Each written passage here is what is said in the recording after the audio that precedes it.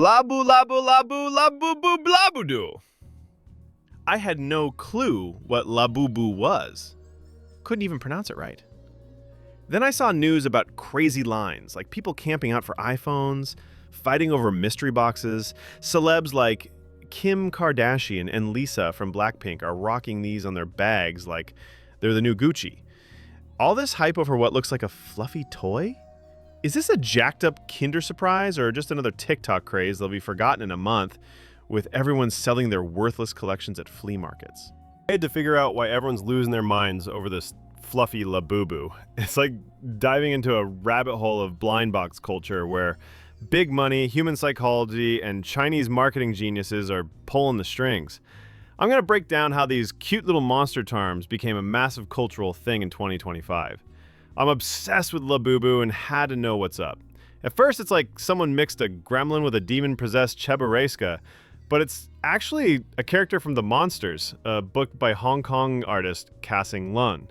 This dude grew up in the Netherlands, pulling inspo from European fairy tales, myths, and probably some Furby-fueled nightmares. Back in 2015, Kassing Lun started sketching these cute but kind of creepy monsters with big eyes and toothy grins. One of those grins just hits different, like it's daring you to check your wallet.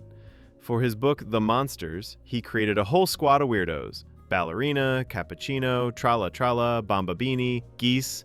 But the grumpy girl LABUBU, with her bunny ears, stole the show. She's part devil spawn, part adorable fluff. In Asia, they call this Kimo Kawaii, creepy cute.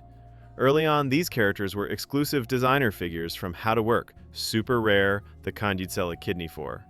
Classic art toy vibes. But in 2019, Pop Mart, a Chinese retail giant, swooped in to make this doll a global sensation.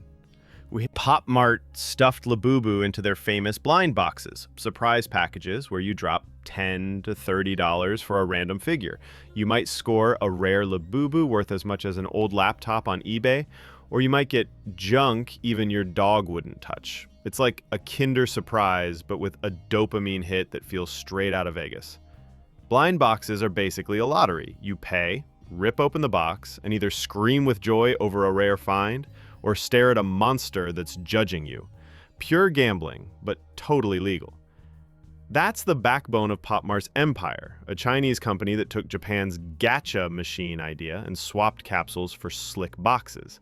They're outpacing makers of Spider-Man or Batman action figures, and don't even get me started on Funko Pop's big-headed vinyls. Maybe Funko should turn those heads into surprise boxes. In 2024, Pop Mart raked in $1.8 billion, with 40% from overseas sales. LABUBU was their MVP, pulling in $419 million with a 726% jump from 2023. Those numbers are wild.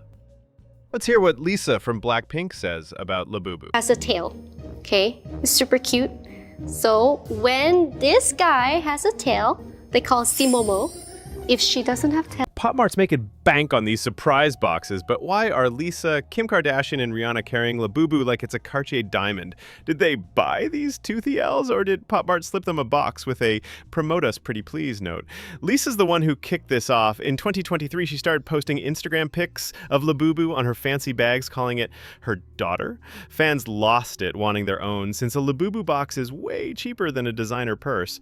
Her post got millions of likes and the craze went global. Rihanna, Dua Lipa, and Blackpink's Jennie and Rosé jumped in with LABUBU popping up at Milan Fashion Week on Louis Vuitton bags. TikTok's flooded with LABUBU videos. How'd these toys get to the stars? Two theories. One, Pop Mart's marketing is next level. They probably sent LABUBU to Lisa's PR team or dropped boxes in her dressing room, knowing one post would blow up sales. Two, the stars got hooked themselves. Lisa's from Thailand, where gacha toy culture is like breathing air. She might have seen LABUBU in a store and thought, cute gremlin, I'm in. Pop Mart stores are huge in Korea too. Bag charms, keychains, toys, trinkets are all the rage. And LABUBU fits right in with its creepy cute vibe, which Vogue called sexy grotesque. It's probably a mix. Pop Mart sends freebies, but Lisa and crew seem to legit love these fluffy dolls. Why else would Lisa have a giant LABUBU worth hundreds? Here's the wild part. People are lining up at 4 a.m., fighting over boxes, while scalpers snatch everything and sell LABUBU for the price of a used car. This is toy insanity. This year, LABUBU mania hit fever pitch. In Bangkok, crowds stormed Pop Mart stores. In LA, fans brought chairs and camped out. In London, lines got so crazy that Pop Mart paused sales across the UK, posting on Instagram, "Guys, you love LABUBU too much, it's getting unsafe." Picture a BTS concert crowd, but for $30 plush gremlins. The real bad guys? Scalpers. They rush stores, grab every box, and list them on eBay for $300, $700, even $1,000. Pop Mart tried to fight back in China, telling staff about shipments just 5 minutes before to stop leaks, but scalpers still camp out or use bots to snag online stock. Some even resell LABUBU right outside Pop Mart stores. Fake LABUBUs, called LAFUFU, come in all qualities, but even the jankiest ones don't stop fans who are like, "Why not add a weirdo to my collection for kicks?" LABUBU fans are crying on TikTok about scalpers ruining everything. And I get it. Resellers leave regular fans with scraps. You're dreaming of a rare LABUBU in a Coca-Cola can, but some dude's already selling it for the price of a vacation. Pop Mart's ramping up supply to crash secondary market prices, but it's like throwing gas on a fire. Demand just keeps climbing. Why are folks camping out and buying boxes like their lives depend on it? 4 letters. FOMO, fear of missing out. When your social media is screaming that everyone's obsessed with this new thing, you feel left out without a LABUBU. You're hunting that darn doll like a maniac to avoid feeling like a loser. Pop Mart's got human psychology down pat. They drop limited editions where the odds of getting a rare figure are 1 in 144. Every box you open gives your brain a dopamine rush, like striking gold. If you miss out, you're running for the next box, scared your buddy's gonna post a rare LABUBU while you're stuck with 3 duplicates. Ratty. What do you do with all those extra duplicates? What happens to millions of LABUBUs when the trend fades?